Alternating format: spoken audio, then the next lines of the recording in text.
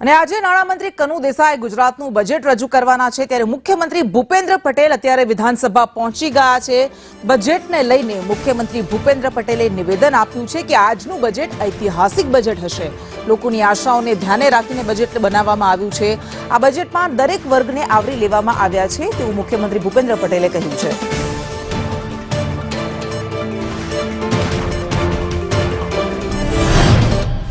मान्य नरेंद्रभाईना नेतृत्वમાં